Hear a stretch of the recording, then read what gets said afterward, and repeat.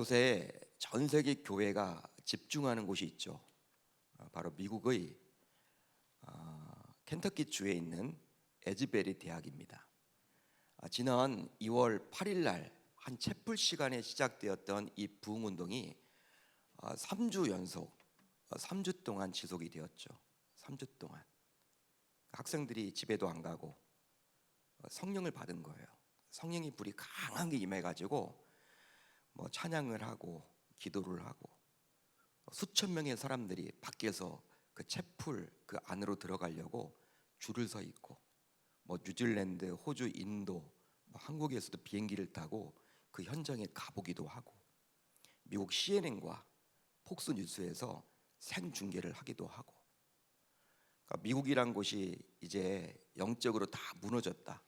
종교 다원주의가 되었다. 동성애를 그렇게 찬성하는 나라가 되었다. 동성 결혼을 그렇게 옹호하는 곳이 되었다. 소돔과 고모라와 같다라고 하지만 한편에서 하나님께서 그렇게 역사를 해주신 거예요. 그런데 그 운동은요, 어떤 유명 강사 목사님이 와서 집회를 한 게 아닙니다.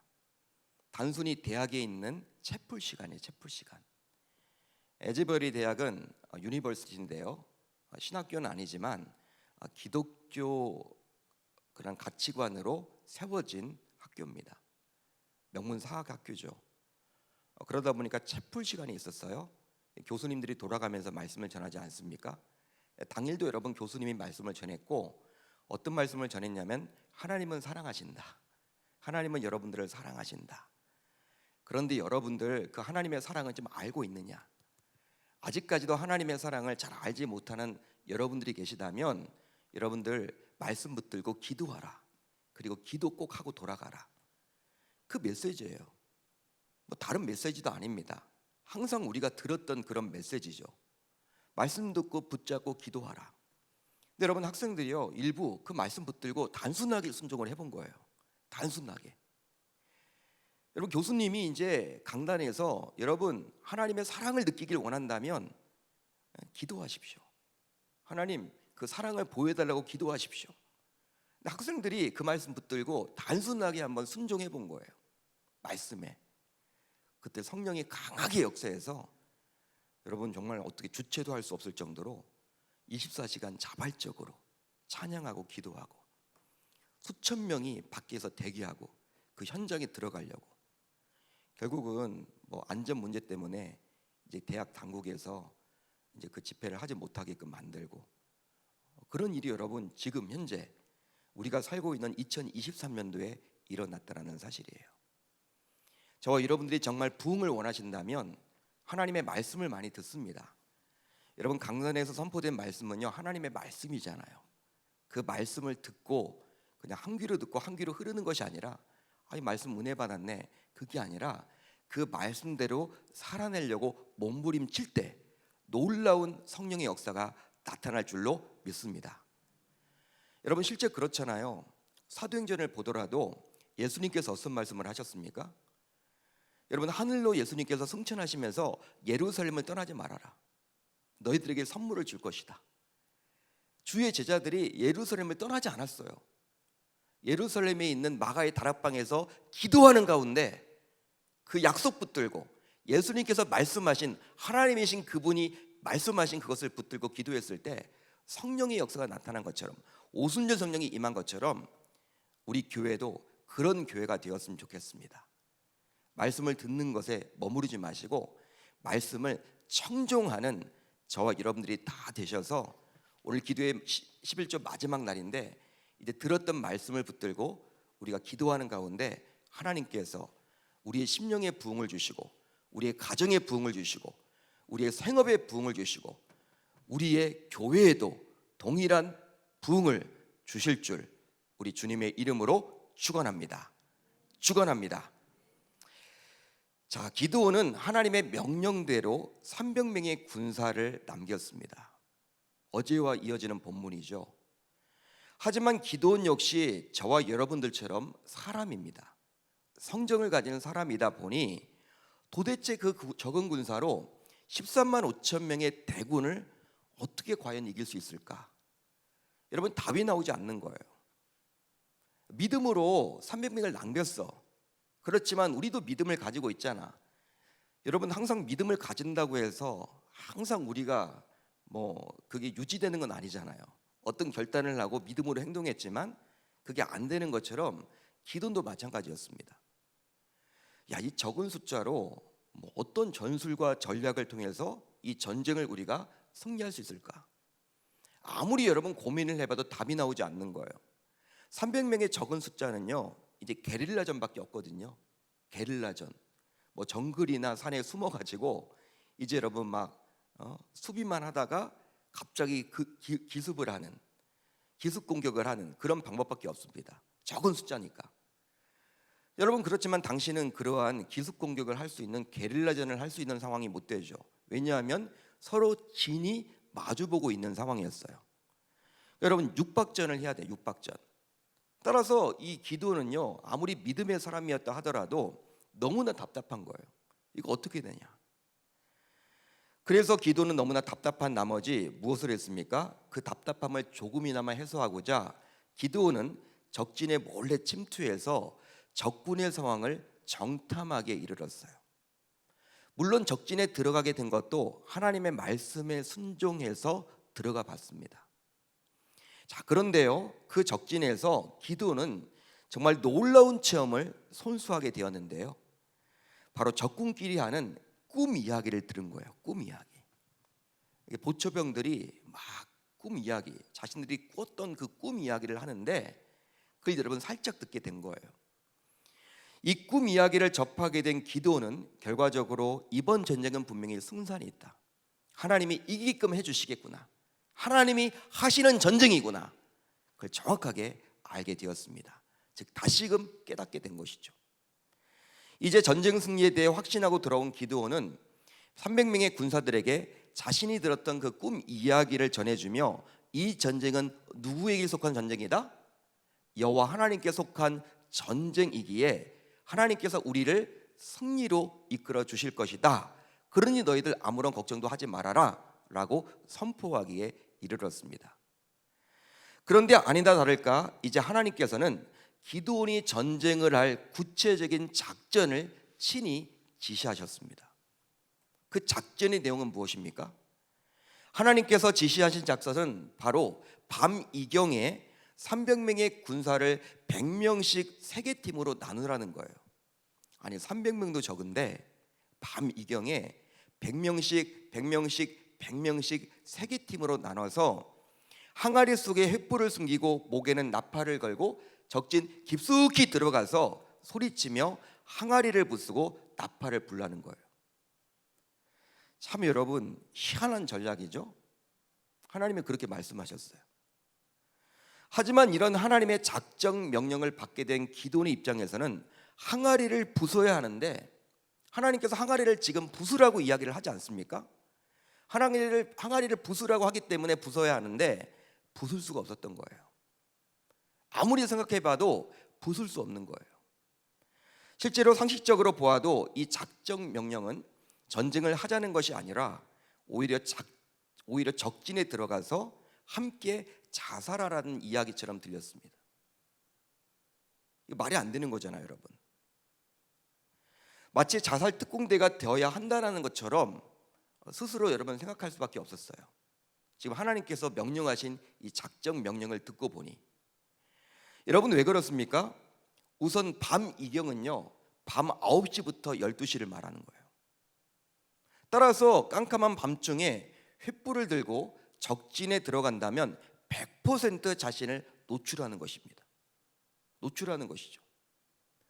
더욱이 이 시간에는 대부분의 사람들이 잠을 들기 시작할 시간 아닙니까? 여러분 대부분 사람들이 밤 9시부터 12시 사이 자잖아요. 따라서 오히려 밤 사격이나 밤 사격이면 사람들이 깊은 잠에 들었기에 그 시간에 들어가서 항아리를 부수게 된다면 훨씬 사람들이 덜 깰 거 아니에요. 그렇잖아요, 여러분들. 하지만 밤 이경에 들어가서 항아리를 부수게 되면 어떻게 될까요? 어떻게 될까요? 아직 잠이 들지 않은 사람도 있어. 분명히 그 시간에 벌떡 일어나겠죠. 또 잠이 들었다가도 아직 깊은 잠이 아니었기 때문에 쉽게 일어나서 다 여러분 깨 있을 거 아닙니까? 여러분 13만 5천 명이 그 적진 한가운데서 그 300명이 여러분 다니면서 그 일을 한다고 하면요, 여러분 이거 승산이 없는 게임이에요. 이길 수 없는 전쟁입니다. 항아리 깬 사람들은요 아마 주변에서 여러분 체포되어서 여러분 다 종말을 맞이할지도 몰라요. 그러기에 기드온은 항아리를 부술 수가 없는 거죠. 생각을 해봐도. 다음으로 밤 이경에 300명이 흩어져서 적진에 아무런 소리 없이 들어갈 수 있는가 하는 문제예요. 실제로 캄캄한 적진에 들어갔다가 단 한 사람이라도 넘어지게 된다면 어떻게 될까요? 300명이 갔으니까 한 사람이라도 실수해서 넘어지면 어떻게 됩니까? 들고 갔던 항아리가 깨지거나 해서 충분히 적들이 또 깰 수가 있겠죠. 초저녁이니까. 그렇게 되면 기드온이 적진 깊숙이 들어가서 과연 항아리를 부술 수 있겠습니까? 적진 깊숙이 들어가기 전에 잡히고 말겠죠. 그렇기 때문에 이것도 쉽지 않은 거예요. 또 있습니다. 적진에 들어가 나팔을 불며 항아리를 부수면 13만 5천 명이 일시에 일어나 총공격을 감행할 것이고, 거기에 더하여 그 이후 횃불까지 비추게 된다면 자신의 위치를 알려주고 자기 자신을 죽이는 것이기 때문에 이것은 자살행위라고 감히 말할 수 있는 거예요. 따라서 기드온은 적진에 들어가서 항아리를 부술 수 있다 없다? 없다. 없는 거죠. 못하는 거죠. 또 더구나 횃불을 항아리에 담아서 적진에 들어가는 것은요 도저히 불가능한 일입니다. 도저히 불가능해요. 실제로 화학을 전공한 어떤 목사님이 이 말씀을 묵상하다가 너무 이해가 안 되는 거야. 과학적으로, 상식적으로. 그래가지고 너무 궁금해가지고 항아리를 여러 개 구입해서 실제 실험을 해봤대요. 화학을 전공했으니까 이분은, 여러분 어떤 원리인지 다 알잖아요. 그런데 여러 번에 걸쳐서 실험을 한 결과 횃불을 항아리에 깊이 넣어보니 산소가 부족하여 횃불이 쉽게 꺼졌다는 거예요. 또 횃불을 입구에 두었더니 화력 때문에 뜨거워서 항아리를 들 수가 없었대요. 이러지도 못하고 저러지도 못하고 이거 뭐야? 거기에 더하여 항아리 안에 횃불을 두었을 때 불빛이 새 나가서 밤에 적진에 들어갔다가는 적의 눈에 띌 수밖에 없을 거라는 것이죠. 목사님이 그렇게 여러 가지 실험을 해본 거예요. 결국 목사님께서는 여러 다양한 실험을 통해서 횃불을 항아리에 담아서 그것도 300명이 적진에 들어간다는 것은 거의 불가능하다라는 결론을 내렸습니다. 그러기에 기드온의 입장에서 적진 깊숙이 들어가서 항아리를 부순다라는 것은요 결단코 쉬운 일이 아니에요. 더욱이 300명이나 되는 군사들이 항아리 속에 횃불을 들고 적진에 들어간다면 아무리 밤이라더라도 냄새 및 연기 등으로 적의 보초들이나 다른 사람들에게 노출되기 쉽죠. 여러분 13만 5천 명이 메뚜기 떼처럼 다 누워 지금 자고 있어요. 그 여러분들 진영이 얼마나 크겠습니까? 여러분 또 동물들도 없었겠습니까? 가축들이 없었겠습니까? 강아지들도 분명히 있었겠죠. 냄새를 잘 맡아요. 그런 강아지들은 그 진영 안에서 여러분 이상한 사람들이 출입해가지고 막 다니면서 막 이게 수근수근 하면요 개들이 짖겠죠. 개들도 그날은 안 짖는 거야.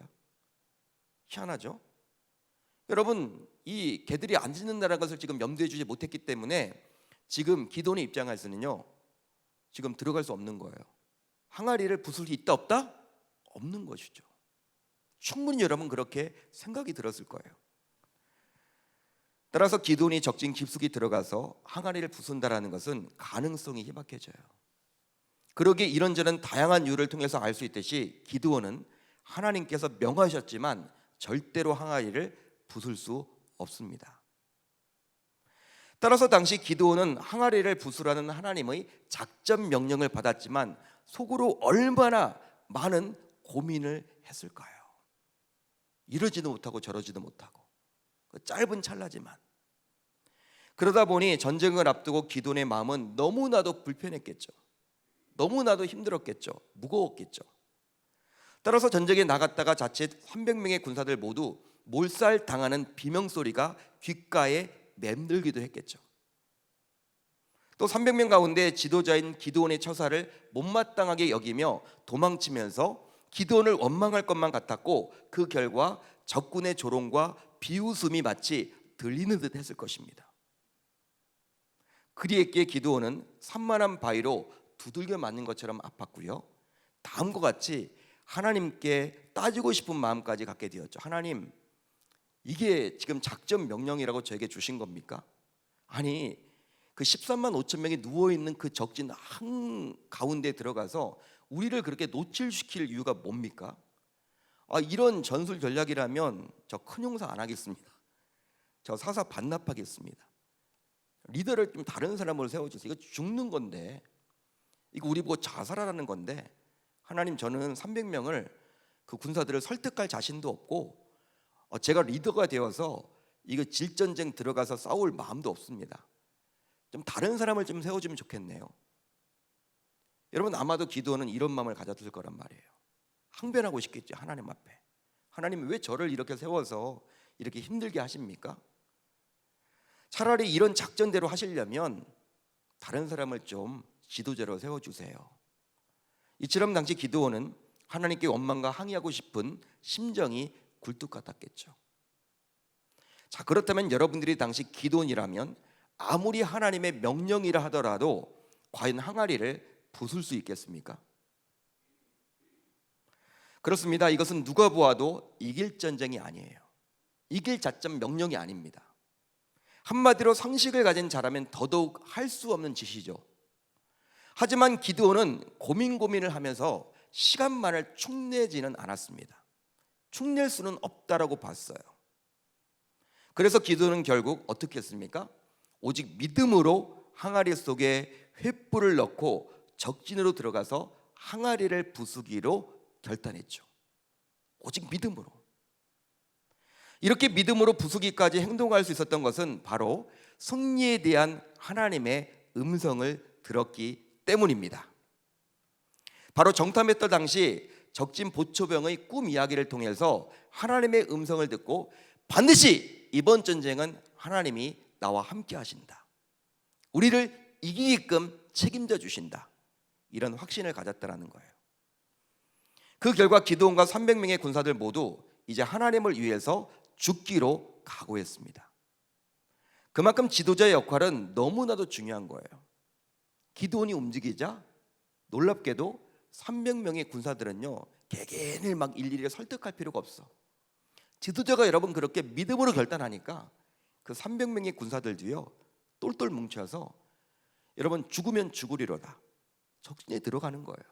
함께. 즉 기드온이 오직 믿음으로 하나님께 반응하자 그를 따랐던 300명의 군사들 역시 동일하게 하나님을 위해서 몸과 마음을 바치겠다라고 다짐하게 되었죠. 그리고 결국 그는 적진에 들어가서 담대하게도 항아리를 부수고 나팔을 불고 횃불을 믿음으로 쳐들었습니다. 다 믿음의 행동이에요. 여러분, 이처럼 일사각오의 심정으로 적진에 들어간 기드온, 그 기드온을 바라보시는 하나님께서는 기드온의 군대와 함께 적진에 들어가서 미디안 군대를 한꺼번에 물리치고 싶으셨어요. 바로 여호와 하나님께서는 전쟁을 주관하사 전쟁에 능하신 하나님이시기 때문입니다. 자, 그래서일까요? 기드온이 믿음으로 죽기를 각오하고 항아리를 부수겠다라고 결단하고 다짐하자 우리 하나님께서는 다음과 같이 기드온을 도와주셨는데요. 우선 하나님께서는 300명의 군사들이 든 항아리와 횃불이 조화를 이루고 적진 안에 무사히 도착할 때까지 모든 과정에 친히 간섭해 주셨어요.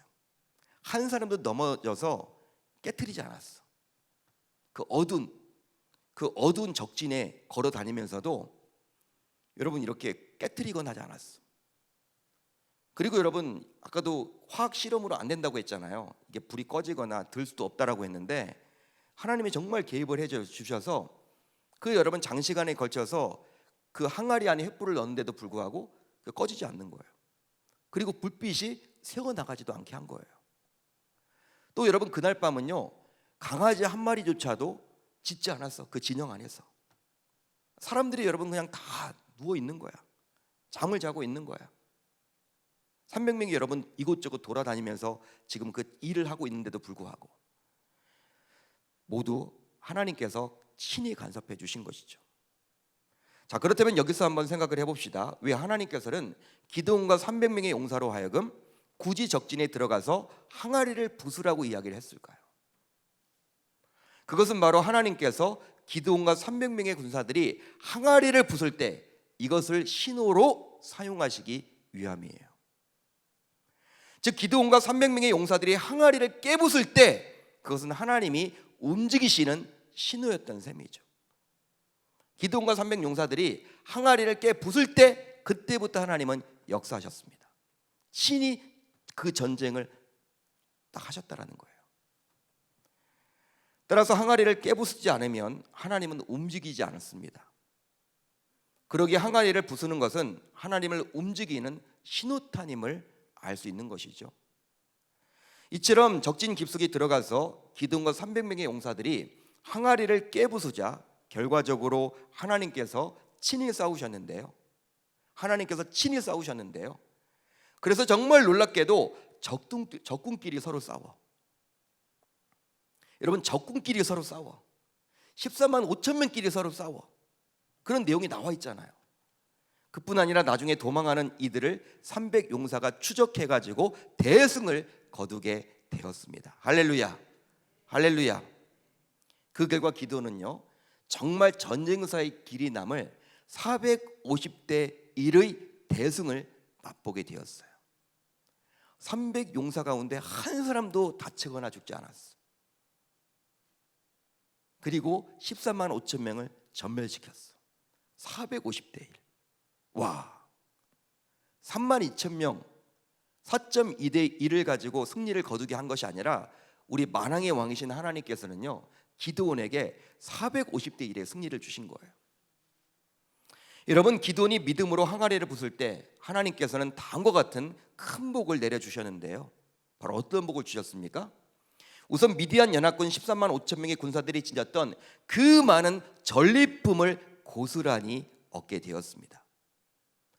해변의 모래와 같이 많고 많은 낙타에 실린 수많은 보급품들과 금은 장신구들, 그리고 지난 7년 동안 추수기 때마다 식량을 빼앗겼기에 배고파했는데 정말 많은 식량을 이제 다시금 회복시켜 주시고 얻게 함으로 하나님께서 배불리 입히시고 먹이셨어요. 이건 여러분 하나님이 하신 거죠. 다음으로 그동안 미디안의 압제로 인해서 정말 고통스러운 삶을 살지 않았습니까? 7년 동안. 그런데 이제 미디안으로부터 자유를 누리게 되었기 때문에 이 얼마나 큰 복입니까? 여러분, 이것보다 더 큰 복이 어디 있습니까? 살아가는 성도 여러분, 오늘 우리에게도 부수라는 하나님의 말씀이 있습니다. 부수라는 하나님의 음성이 있어요. 하지만 오늘 우리는 이것을 부수면 나부터 죽는다라고 생각하기 때문에 전혀 움직이지를 않죠. 오히려 부수라는 하나님의 명령 자체를 비웃고요, 불평하고요, 원망하기도 합니다. 심지어 부수는 사람들을 비웃기도 하고 또 부수는 사람을 향해서 너는 나와 함께할 수 없다라고 왕따를 시키기도 해요. 그렇지만 오늘 내가 부수지 않으면 하나님은 꼼짝도 하지 않으십니다. 말씀을 잘 보세요. 항아리를 부술 때 하나님께서 역사하사 어떤 일이 벌어졌습니까? 적군들끼리 치고받고 싸움이 나타났던 거예요. 여러분, 적군들끼리 왜 여러분 치고받고 싸웁니까? 평상시에 여러분 친했던 누군지도 몰라서 그랬을까요? 그 밤에 하나님께서 친히 역사를 하신 거예요. 적군들이 봤는데 그게 다 여러분 적으로 보인 거야. 예? 동료가 아니라 하나님의 여러분 눈에 그 다 씌우게 한 거죠. 항아리가 부서졌을 때, 항아리를 부술 때 그런 일을 하나님이 벌인 거예요. 즉 부수는 곳에 하나님의 도우심이 있습니다.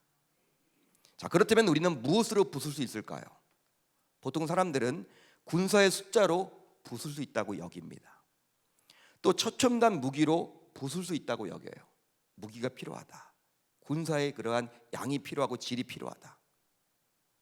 하지만 정말 많은 군사와 무기의 질을 가진다고 해서 부술 수 있을까요? 여러분 어떻게 생각하십니까? 결코 부술 수 없어요. 그러기에 오늘도 부술 수 있는 것은 바로 하나님을 신뢰하는 전적인 믿음입니다. 따라서 믿음이 있어야 우리는 부술 수 있는 거예요. 여러분, 부수면 하나님께서 지금 내가 가진 모든 문제의 살 길, 또 해결의 길을 열어주실 텐데요, 그러기에 우리 모두 무조건 부셔야 합니다. 바로 부셔야 살기 때문이죠. 부셔야 산다. 하나님은 믿음으로 부수는 나를 보시고 이런 나의 음성도 들으시고 친히 도우심의 길을 열어주세요. 바로 우리가 부술 때 하나님은 같이 부수고 싶어 하시기 때문이에요. 자, 그렇다면 믿음으로 부수는 나를 하나님은 어떻게 도와주실까요? 믿음으로 나도 결단하고 부순다면 하나님은 어떻게 나를 도와주실까요? 우선 하나님은 우리가 부술 때 부술 수 있도록 친히 말씀해 주십니다. 바로 강단에서 선포되는 설교와 성경을 통독하는 가운데 하나님은 말씀해 주세요. 그뿐 아니라 하나님은 우리가 부술 때 친히 움직여 주십니다. 여러분, 기도원에게 하셨던 것처럼 우리에게도 동일하게 하신다라는 거예요. 또 하나님은 우리가 부술 때 450대 1과 같은 불가능한 현실도 친히 해결해 주십니다. 즉 우리가 부수기만 하면 하나님은 반드시 해결사가 되어 주신다라는 거예요. 그러니까 우리가 할 일이 있으면요, 우리는 전쟁을 하는 것이 아니라 항아리를 부수는 게 중요해. 자꾸 우리는 이 13만 5천 명을 어떻게 내가 죽일 것인가, 이걸 어떻게 내가 이길 것인가, 여기에 꽂혀 있는데 그렇게 시간 낭비하지 말라는 거예요. 하나님께서는 지금 전쟁은 내가 할 테니 너희들이 할 일이 있으면 그 항아리를 깨트리라, 부수라, 지금 그 말을 해주고 있는 것이죠. 전쟁은 내가 하는 거야. 너희들이 할 일이 있으면 내 말에 따라서 잘 이해가 되지 않더라도 순종해봐. 지금 그 말을 해주고 있는 거예요. 여러분, 그렇다면 오늘 우리가 부셔야 할 것은 과연 뭘까요? 이 시간 저와 여러분들이 부셔야 할 것은 과연 뭘까요? 하나님은 오늘 우리가 무엇을 부술 때 친히 나의 인생을 개입하여 나 대신 싸워주실까요? 오늘 우리가 부셔야 할 것은 바로 감사를 방해하고 감사를 못하게 만드는 사탄의 도구인 불평과 원망입니다. 불평과 원망. 여러분, 불평하고 원망하는 거 참 여러분 우리가 사소하게 여기죠. 나는 원래 뭐 불평, 원망, 이게 여러분 아무것도 아닌 것처럼 생각하는데 하나님 앞에 큰 죄예요. 우리가 여러분 반드시 부셔야 할 겁니다. 하지만 우리가 오직 믿음으로 이 불평과 불만을 부수면요, 반드시 새로운 기적이 일어나요. 그 결과 오늘부터 내 인생이 분명히 달라질 것입니다. 자, 그렇다면 불평과 원망은 어떻게 부숩니까? 몇 가지 방법이 있어요. 우선 부정적인 생각과 태도, 그리고 습관을 버려야 합니다. 이것은 불신앙, 인간 중심 혹은 자기 중심의 신앙에서 나오는 거예요. 여러분 한번 생각을 해보세요. 곰곰이 여러분 떠올려 보세요. 여러분, 불평하는 분들 계속 불평합니다. 원망하는 분들 계속 원망해요. 여러분, 원망 안 한다? 불평 안 한다? 쉬운 일 아니에요, 여러분. 여러분, 불평하면요, 뭐 큰일이건 작은일이건 계속 불평만 여러분 쏟아내는 분들이 있어요. 무조건 불평만 하는 분들이 있어요. 대놓고 그냥. 실제로 물컵에 물이 반절 남았을 때, 여러분 이런 물컵이 있죠. 물이 반절 남았을 때 물이 반컵밖에 없다라는 신자와 물이 반컵이나 남았다라는 신자는 다른 거예요. 물이 반컵밖에 없네, 반절밖에 없네, 어떡해? 부정적인 사람이죠. 아직도 반절이나 남아있네, 아껴 먹으면 되지 뭐. 긍정적인 사람이죠. 불평과 원망하는 사람들은요, 이건 불신앙이에요. 불신앙. 왜 여러분 불평했습니까? 여러분 왜 광야 생활 40년 동안 그렇게 뺑뺑이를 돌았어요? 이스라엘 백성들이 출애굽 이후에. 다른 게 아니라 불평과 원망을 했잖아. 그러니까 하나님의 불평과 원망을 했던 그 이스라엘 백성들을 그 40년 동안 뺑뺑이 시킨 거예요. 그 가나안 땅에 여러분 천국에 입성하지 못하도록 한 거예요. 그건 바로 무엇이냐? 불평과 원망은요, 진짜 하나님께서 원하시지 않는 불신앙이라는 거예요. 그걸 지금 우리에게 보여주고 있는 것이죠. 목사님, 저는 성향상 그냥 그렇게 좀 그래요. 성향상이 어디 있어요? 예수로 성향상이 바뀌어야죠. 예수를 믿게 되면 예수를 닮아야 되겠죠. 또 불평과 원망은 주로 언어 습관에서 나옵니다. 언어 습관, 말에서. 따라서 불평은 잘못된 언어에서 나오기에 적극적으로 말을 고치셔야 돼요. 여러분 예쁜 말을 해주셔야 돼요. 예쁜 말. 톡톡 여러분 불평하고 원망하고 톡톡 쏘는 말을 하지 마세요. 여러분 자기만 손해예요. 그리함으로 함부로 말하거나 쓸데없는 말을 하지 않도록 반드시 고쳐야만 하는 것이죠. 할 말만 하시고 또 좋은 말을 하는 습관을 가져야만 합니다. 한번 따라하겠습니다. 감사합니다. 감사합니다. 고맙습니다. 고맙습니다. 미안합니다. 미안합니다. 축복합니다. 축복합니다. 여러분 이런 말만 하면요 얼마나 여러분 아름답겠어요. 싸움이 안 일어나. 미안하다는데 무슨 싸움이 나. 미안하다는데 고맙다는데 감사하다는데 축복하다는데. 여러분 웃는 얼굴에 여러분 침 뱉을 사람이 어디 있어요?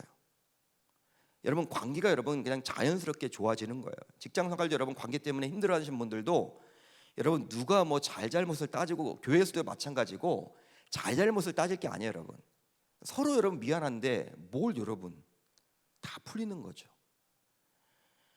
우리 모두 감사합니다. 고맙습니다. 미안합니다. 축복합니다. 이런 말들을 달고 살아야만 하겠습니다. 여러분 불평과 원망을 부수지 않으면 내 삶이 무너지고 내 삶이 망가지게 돼요. 따라서 우리는 꼭 이 시간 부수고 돌아갈 수 있기를 바랍니다.